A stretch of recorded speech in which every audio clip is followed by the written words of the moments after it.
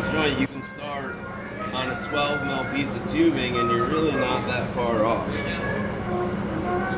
from like the size you're gonna need once you melt it in and shit. So again, we're gonna start with silver. Get this thing glowing red first. As much of it as I'm gonna try to use. Only has to glow red slightly. The reason you want it to glow red first is it burns off the oils that they like coat the outside of this with a super thin layer of oil so it doesn't scratch easily in the factory. Okay. It's like almost unnoticeable, but it is noticeable, you know? Yeah. So heat it up. Oh wow. Explode the Pop that off. Alright, so oh wow, it's right there. Look at that. Well, that's convenient. I was like, there's no way I'm finding that. So this is a little too oxidizing of a flame. I needed a little more on the neutral side.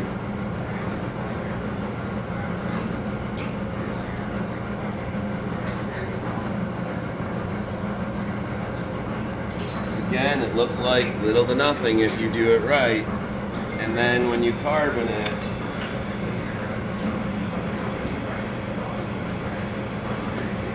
should come out dark as fuck. Then you should be able to burn that darkness back off. And this is inside out or outside work. It's the same steps. Carbon it, burn it back off, and end up with that like see-through-ish look. Yeah, I notice like sometimes when I do my stuff, like I get it too hot, I'm guessing, and it'll have little white hazes. Yeah, so the white haze is definitely from it being too hot and too much shit stuck to it, or you're not carbonizing it and burning it back off.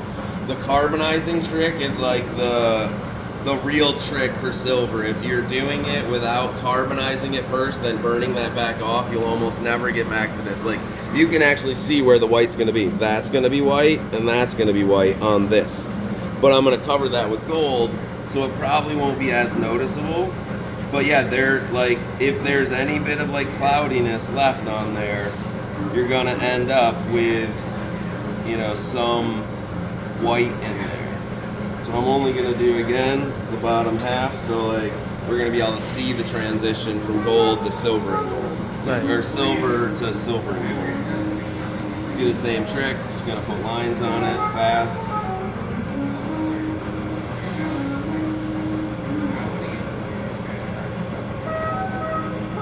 So I'm trying to make a drop down and a ground glass joint in one. That's why I'm kind of making this a little bit longer.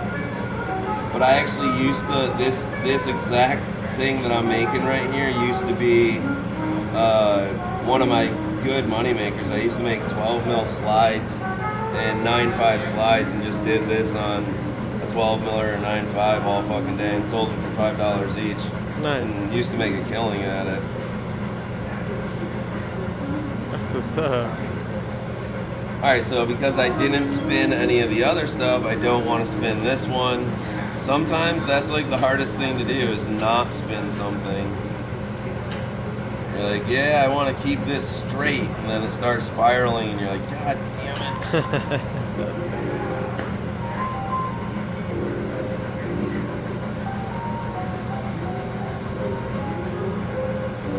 So that's going to be the drop down part of it, and then this is going to be the actual like joint up here.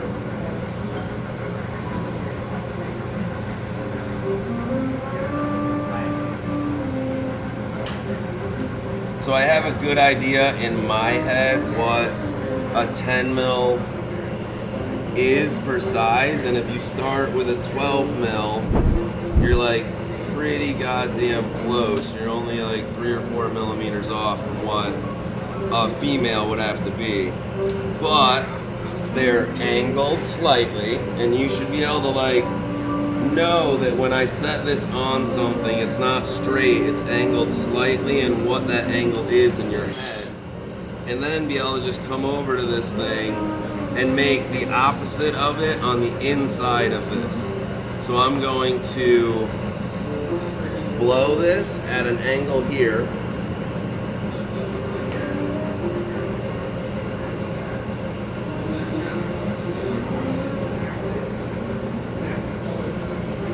So the blowing it in this gives me a angle inside. See, it's spinning on me.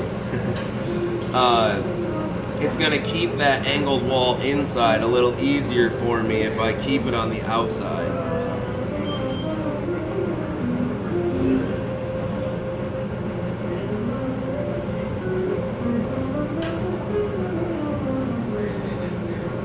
So now you can see that's probably gonna be too big. Like if you look, you can see the inside wall, that's gonna be too big for a 10 mil. That's kind of good. You wanna get something slightly bigger first and then let it stretch and crush a little bit on graphite until it looks a little more reasonable. You know, it's like that's gonna be a little closer. So I'm actually, when I make a ground glass joint, I make a flared top on it, so I'm leaving some space on the top that I know isn't gonna be, it's gonna be too big. So the first thing is open it up right and see if this fits inside there. But I can't just stick that in there, it'll stick, so you want to carbon it. So this preheats your thing a little bit for you. So like this thing isn't now gonna be just 90 degrees, and it won't stick. So you can see that's way too big everywhere. It's just not gonna fit.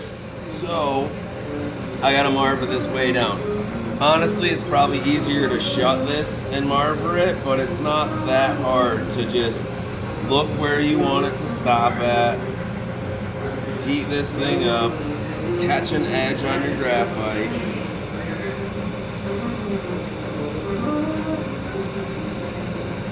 crush that down, and then see where you're at. Okay, so now I stop at the very tip it was hitting, but nowhere else. So I want to crush down a little bit more. Let's see where I'm hitting. Okay, so I'm still hitting down here, but nowhere else. So crush this top part a tiny bit.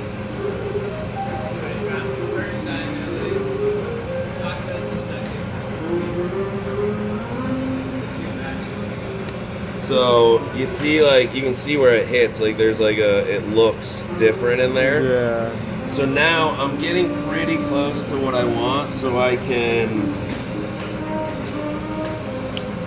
get a straight top here and a squish.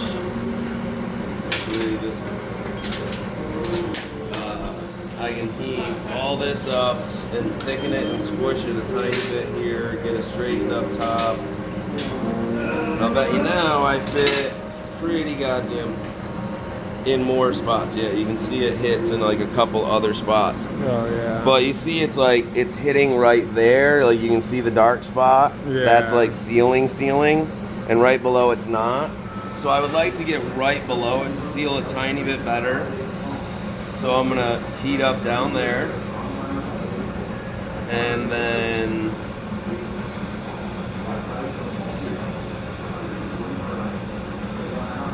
squish it a little more and see what happens now. So you see how the carbon isn't much on there anymore? Yeah. Okay, so now I hit down there at the bottom, but my carbon is almost gone. I need to get that carbon back because it's about to stick if not. So recarboning the shit out of it. You want to make sure it's got a good soot layer so you can't see no glass. Now this time I can actually open my end up to give myself the like classier look, which is going to just be heating up just the end here and then flaring it open.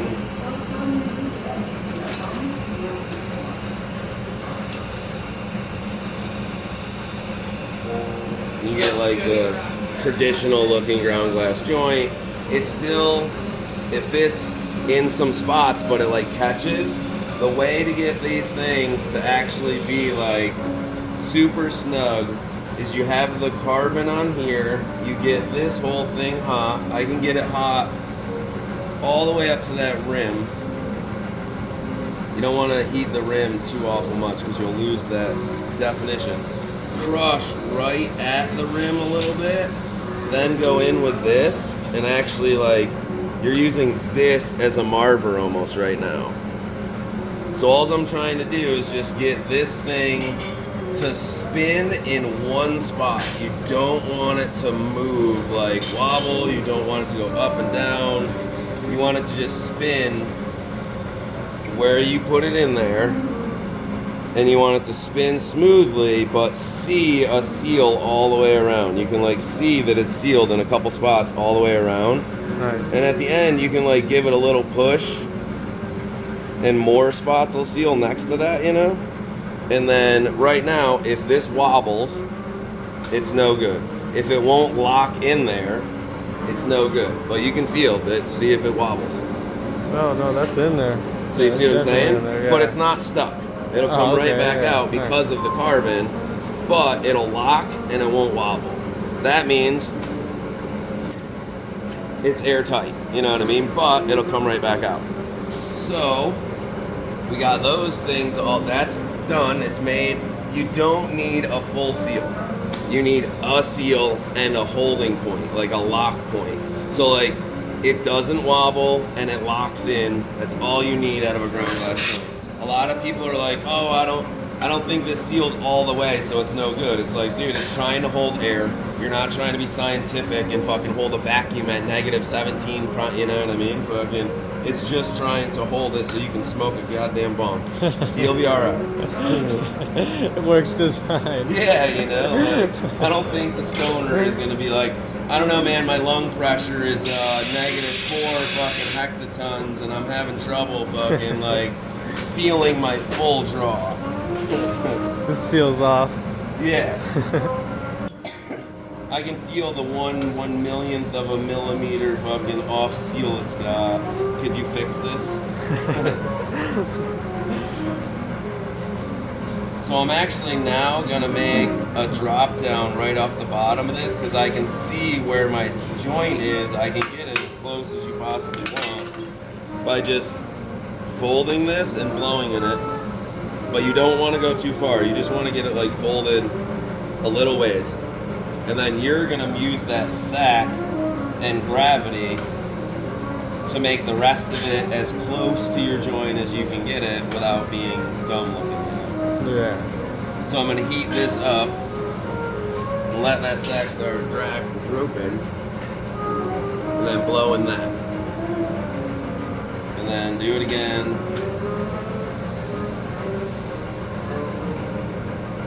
Blowing a little bit. And you can see like how I can get it, you know, pretty nice and close back to my joint right there. Yeah, definitely. So now I can pop this.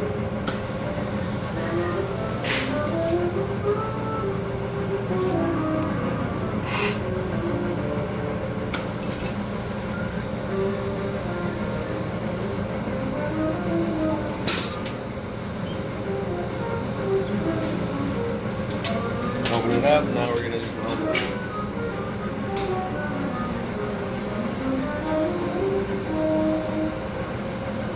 So even though this just came out of the kiln, it's got two seals that are pulling on each other right now.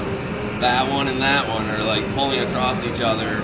And it's all boro, so it's expanding and contracting together, but it definitely still wants to pull. So it's always a good idea to come out of the kiln right away and preheat in a flame. So cracking temperature of glass, the worst temperature in glass is 900 to 975. That's when you get the worst cracking shit. So if your kiln's sitting at 1050, by the time you make it from your bench to here, you're actually sitting in the scariest zone of fucking boro. So I always try to get this up to about the 1100 degree, like right below glowing, once I've already got like a nice piece going. Yeah. So you can see if I were to weld this on right like this, it's gonna be way the fuck off and weird, right? So there's a funny trick that I do here where I just heat this up, I get the two to touch together in like an awkward position where it's not right. Then I kind of bend it a little bit, heat that drop down, and I'm gonna stretch it. So there are easier ways to make a drop down.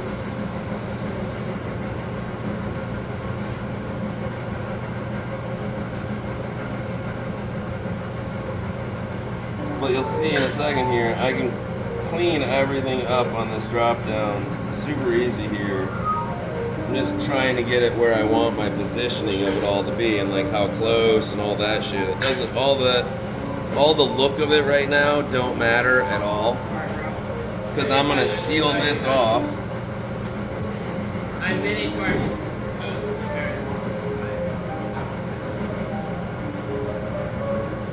And then just bridge seal from here to there.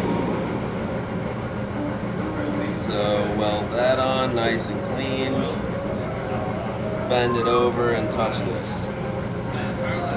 And then peel this off and melt it on nice and clean. So now remember how I said you had to have a joint that locked? Yeah. This is the reason it has to lock. Now all of this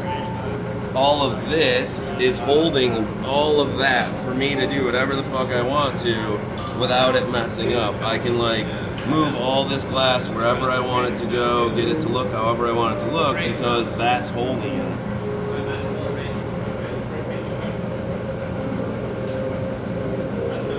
Oh, but you don't want to do what I just did. So you see how I just sealed it underneath there? Yeah. Right there. Oh, okay. So that was because that was still slightly hot. I'm going to show you how to fix it though if you do it. You just keep on getting something in there and just wiggling slightly until you hear that crack, and then reheat back inside there. And that thing will be gone. It won't matter. Nice. So the only reason I just did that is this was still hot and I was trying to heat this part up and get it to droop this way and it went the other way. So I like blow hoses for these parts because I can see when it blows where it's actually going. So I'm gonna heat all of this now. Keep this in my hand.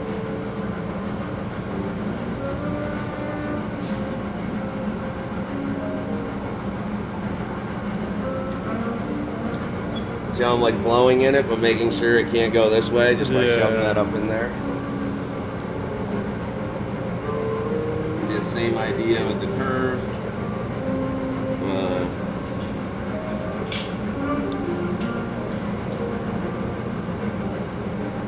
So you can really like just sit here and make everything look exactly like you want.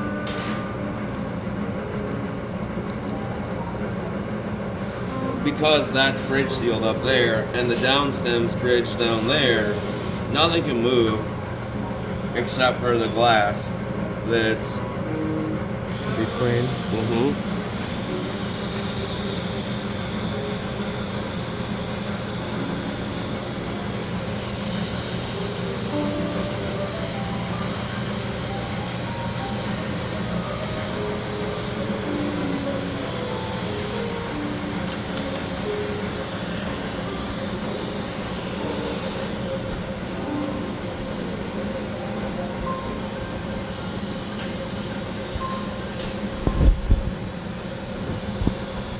So you can see, you can get whatever kind of drop down you want on there. So I don't like that look right there, and I can fix it. I can heat this whole side up.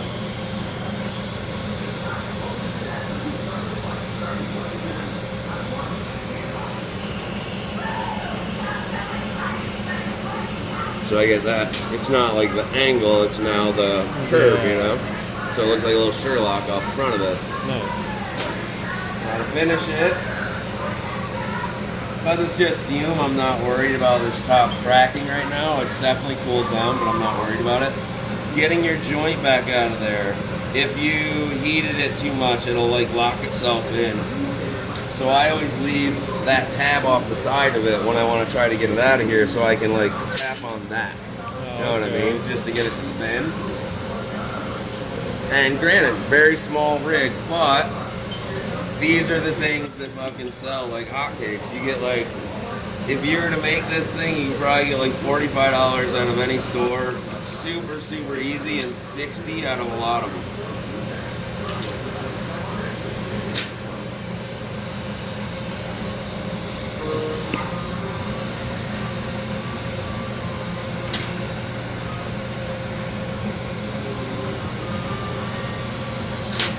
So as a travel rig, a lot of times I'll make my mouthpieces the ground glass joint too.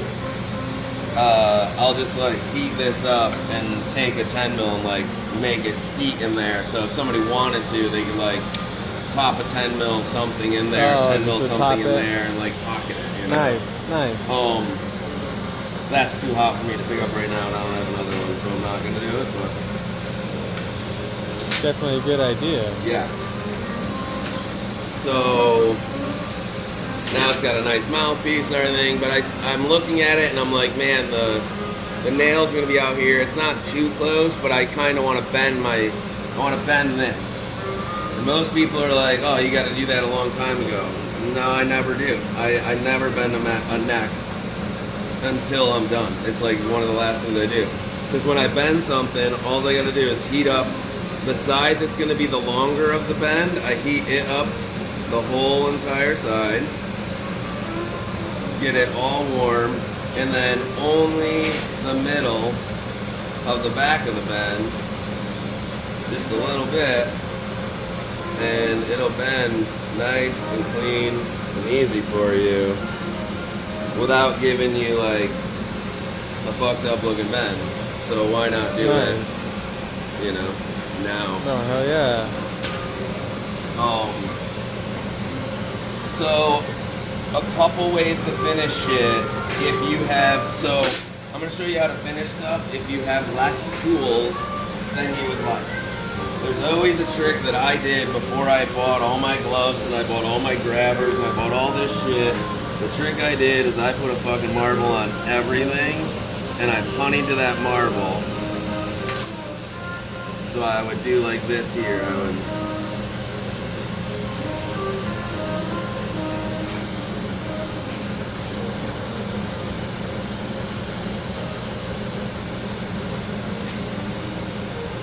nice little marble on there, melt it in, nice and clean. Just using gravity to pull your marble away while you're melting.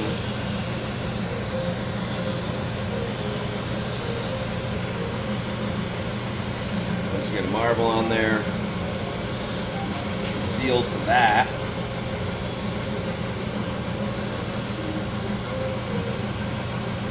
Ever so lightly.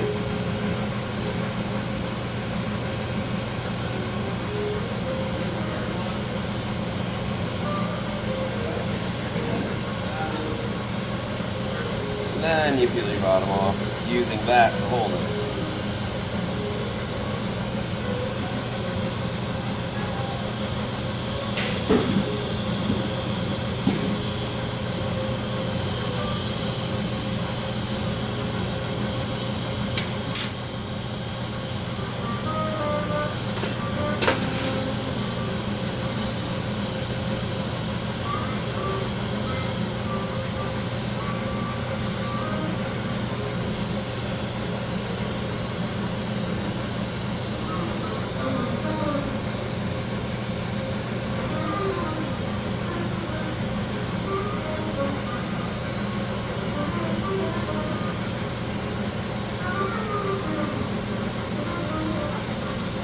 So once you get it getting hot like that, you can take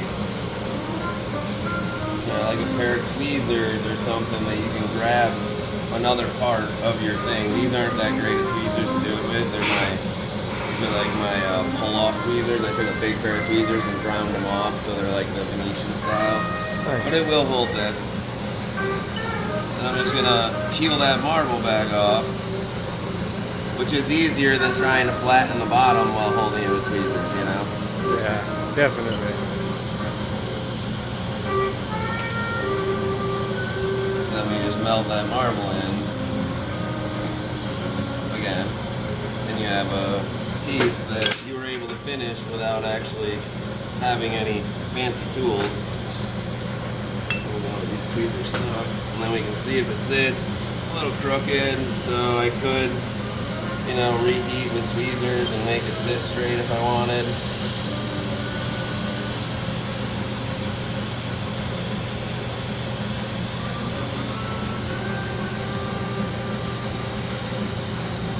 Holding it with tweezers on the neck is pretty sketchy though, like a good way to crack your pieces.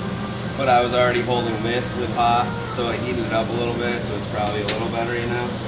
And then honestly, with a rig this size, you could just walk it over to the kiln, like toss it in, or grab it with your tweezers and just toss it in there. You know?